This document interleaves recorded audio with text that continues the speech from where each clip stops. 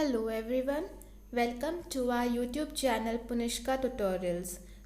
In our previous videos of rational numbers, we have seen how to convert a rational number into decimal form. We have also seen that the decimal representation can be either terminating or non-terminating. If you have missed any of these videos, please click on the link given in the description box. Now let's start with today's topic, that is operations on the decimal numbers. Let's start with addition. To add decimals, we have to follow certain steps. We have to write down the numbers one under the other with the decimal points lined up.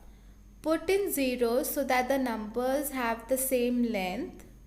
Then add using the column addition, remembering to put the decimal point in the answer. We have to line up the decimals, we have to pad with zeros, then we have to add normally. Let's take one example to understand this concept better.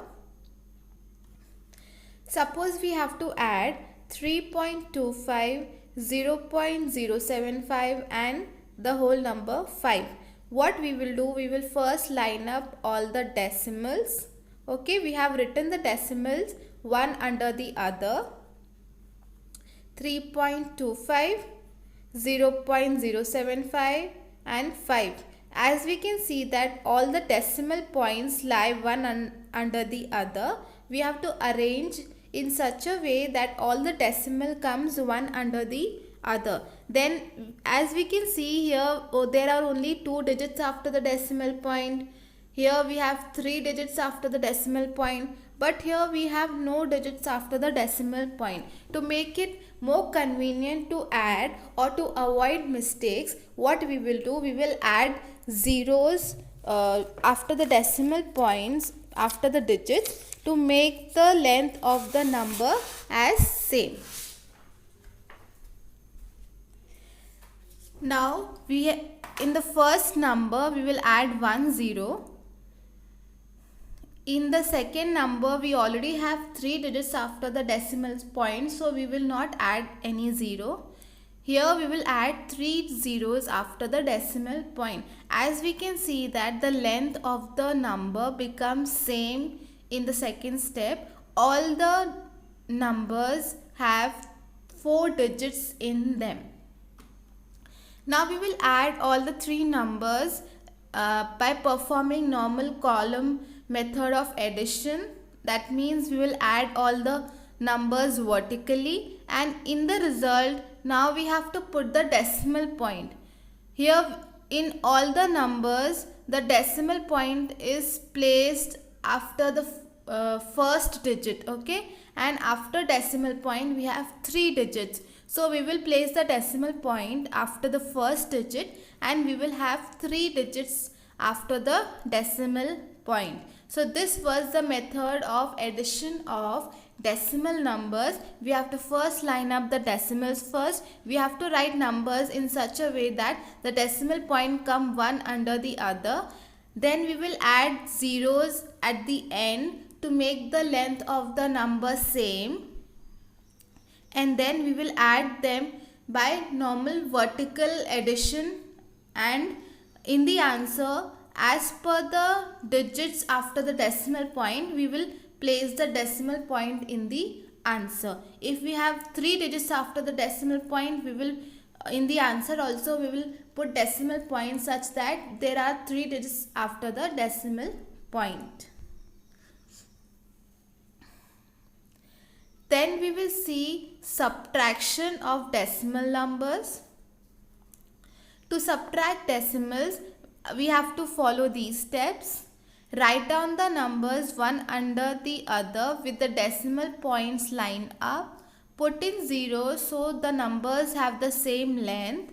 Then subtract using column subtraction method, remembering to put the decimal point in the answer. Again in this subtraction we will first line up the decimals, then we will put zeros and then we will subtract. Let's take one more example to understand the concept better.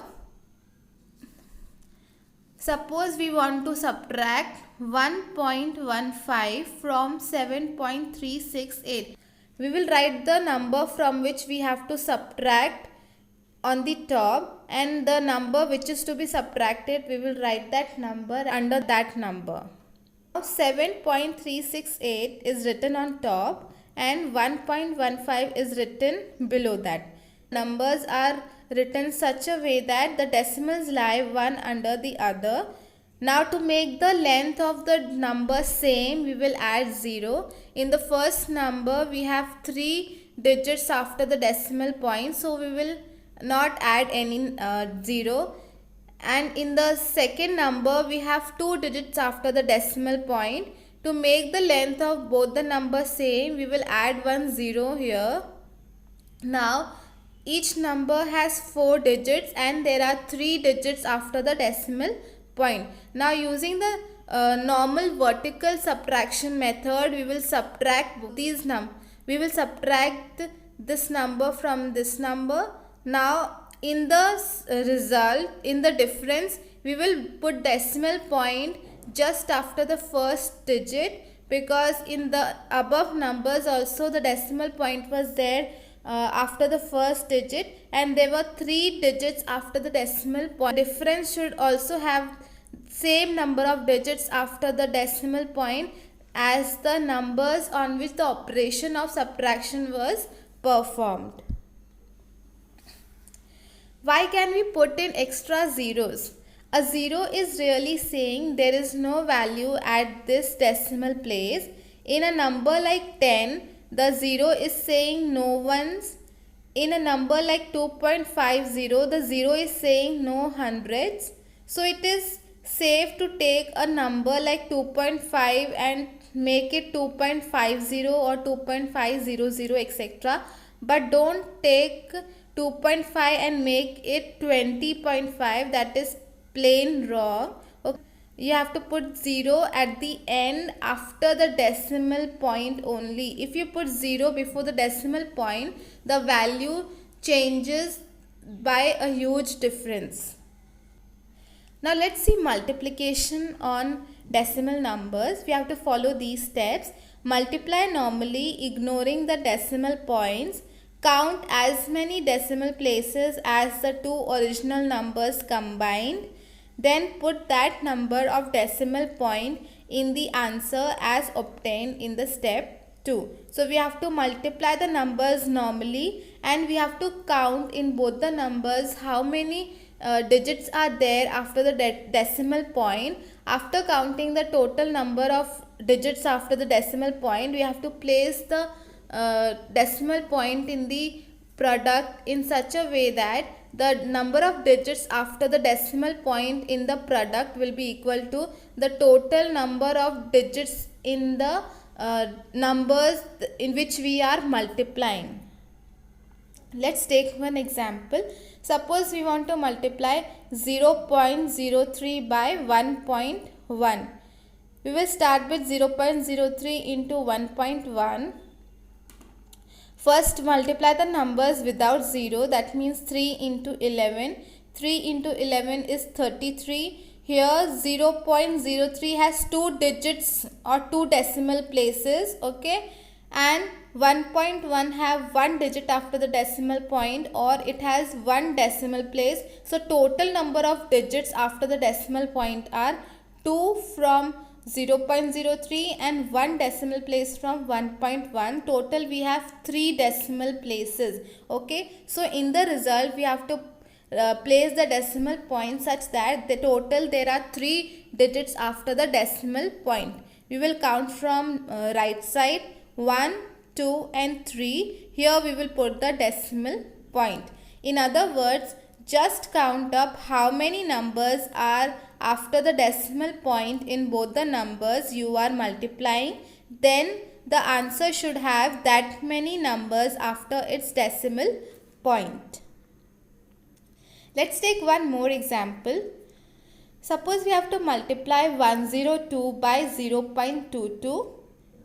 We will write the question first. 102 into 0.22. We will multiply the numbers 102 into 22. Here multiply 102 into 22 by normal multiplication method. We got the answer as 2244, 2244. In 102 we don't have any decimal point, so there are 0 decimal places. In the second number we have 2 decimal points. We have 2 digits after the decimal points. We have 2 decimal places. So in the result total we have 2 decimal places. This shows that the number need not have the decimal point or the decimal places in one of the number. Now in the result we will place the decimal point such that we have 2 digits after the decimal point.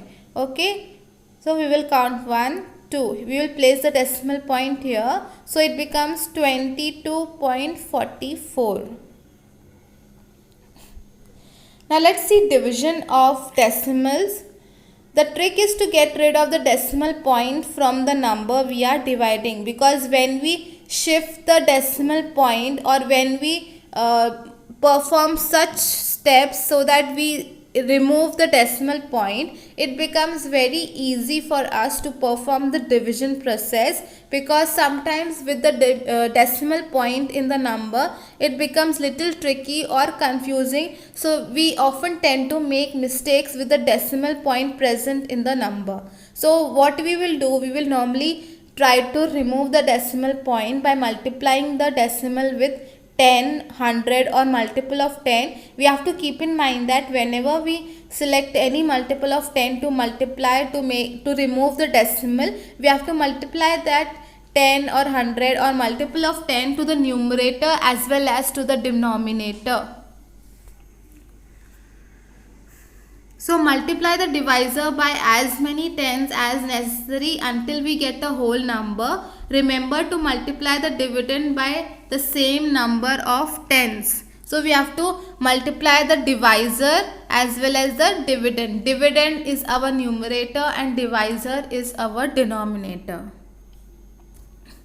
Let's take example to understand this concept better. Suppose we want to divide 15 by 0.2. Here in 15 we do not have any decimal places, no decimal points, so there are no digits after the decimal point.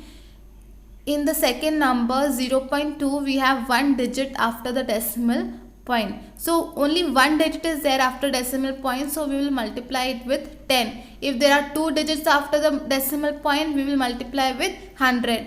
We will select number such that the number of digits after the decimal point will be counted and that many zeros will be placed after the digit 1, and we will multiply that number to the given number to avoid or to remove the decimal point. In this case we have only one digit after the decimal point, so we will multiply with 10.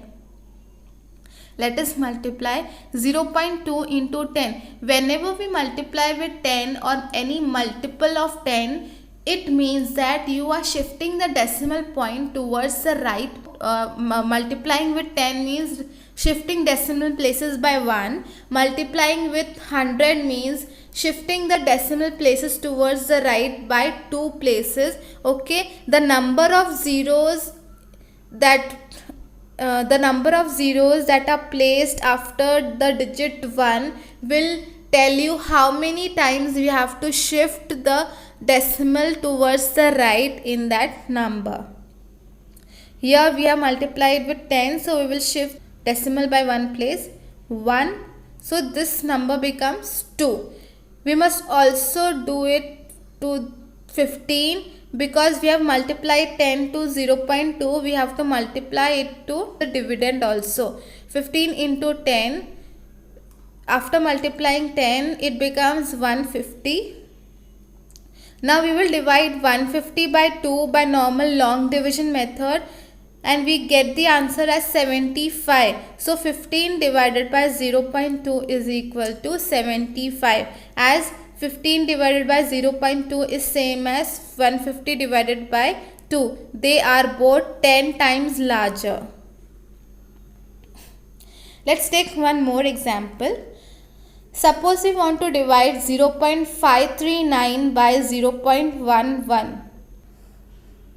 Now move the decimal point so that the divisor 0.11 is a whole number. Okay, you have to make the divisor a whole number.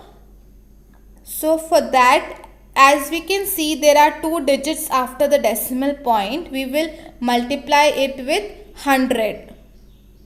After multiplying it with 100, the value of 0.11 becomes 11 and the value of 0.539 becomes 53.9. But what about 53.9? It still has a decimal point in it and there is 1 digit after the decimal point. We will ignore the decimal point in the dividend so long as we remember to put it back later. First we will do the calculation without the decimal point.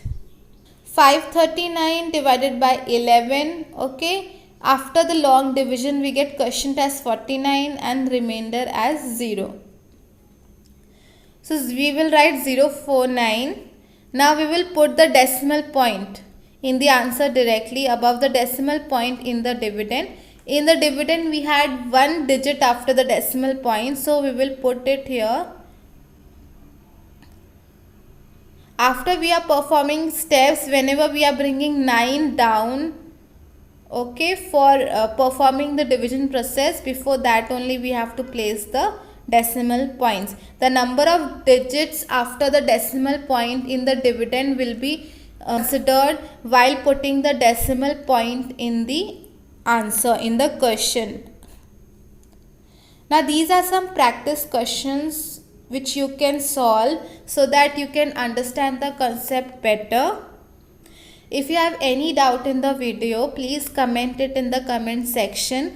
If you like our video, please share it and don't forget to subscribe our channel. Thank you.